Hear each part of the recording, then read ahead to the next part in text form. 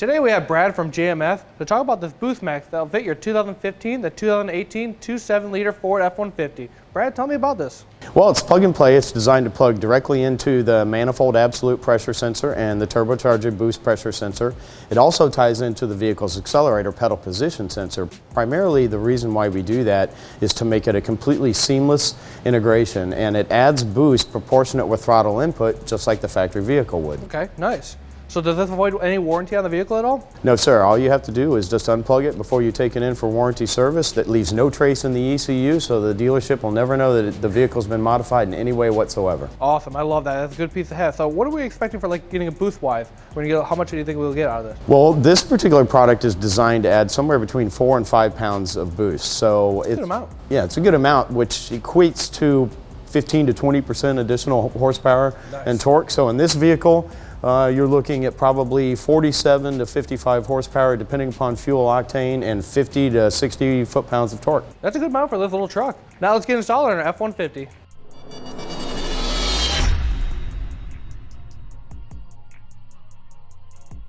First part of the install is remove your negative cable off the battery. Remove your engine cover. There's 2 nuts, one on the driver's side and one on the passenger side.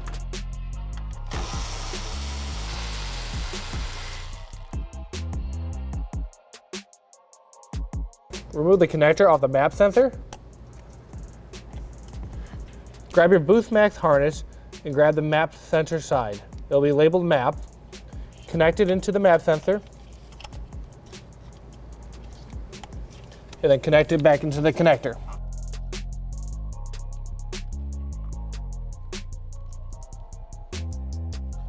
Now we can move on to the tip. Grab your tip harness and do the same process. Disconnect it off the connector.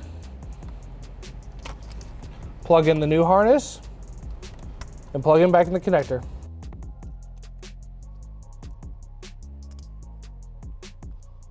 Grab your BoostMAX wiring harness and route it with the hoses on the back of the engine to the driver's side.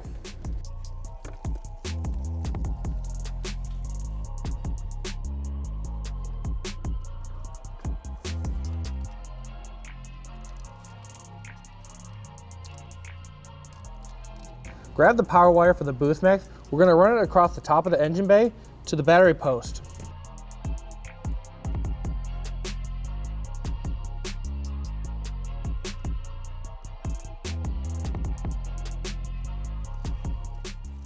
Install the power wire to this battery post.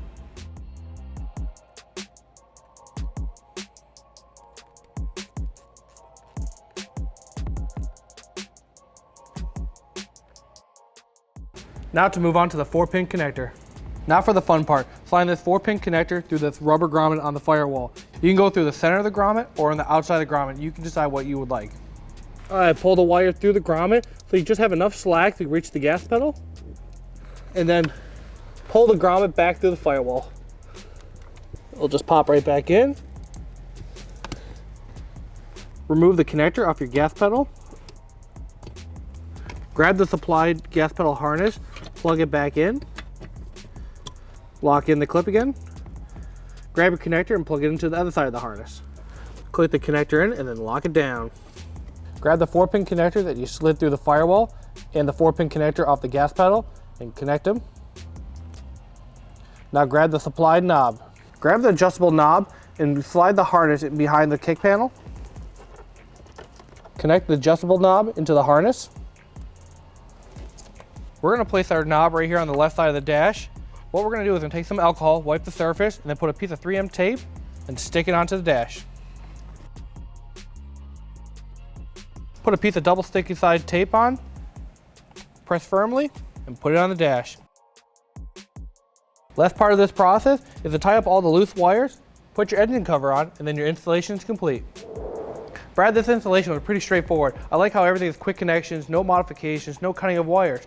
I can't wait to see what this thing does for boost. So what do we expect out of this truck? Well, the first thing you're going to notice is obviously the increase in boost pressure, but more prevalent, you're going to notice the increase in power and torque. It's significant. So a 15 to 20% increase in power and torque in a 2.7 liter F-150 is going to be around 50 horsepower and around 60 foot-pounds of torque. So that's pretty substantial. Nice. Now, do I have to turn the knob all the way up, or can I do it halfway? What do we got here? Well, the nice thing about the knob is it lets you control it from stock boost all the way up to an additional 4 to 5 pounds of boost. So 4 to 5 is a big amount. that's a big amount. So if you run the knob at 100%, you're obviously going to want to use a higher octane fuel. So 93 octane is the preferred fuel for 100% on the control knob. If you're running 91 octane, then you could turn the boost knob down to about 80%. If you're running 87 octane, you'd want to run it at about 50 or 60%. Okay. The huge benefit that a lot of times we don't talk about with BoostMAX is it actually improves fuel economy substantially. So you'll pick up 1 to 2 miles per gallon when you're running the knob setting at 50 to 60 miles an hour. So cruising down the highway on a road trip, it's a beautiful thing because you can have additional power and you can have additional fuel economy at the same time. So you're saying I can get more power and better fuel economy off this little piece right here? Exactly. That's awesome. And another big benefit to BoostMAX is it's actually designed to work seamlessly and integrate with our PedalMax product as well. So if you use both products in conjunction, not only will you notice the increase in power and torque, but you'll notice an increase in responsiveness, and you'll actually make a little extra power and torque because the PedalMax will allow the boost to get in a little bit quicker. I love how you integrate both your pieces to work together. That's a great piece for your truck to have. This installation should take about 30 minutes to install. For this JMS part and many other great parts, go to cjponyparts.com.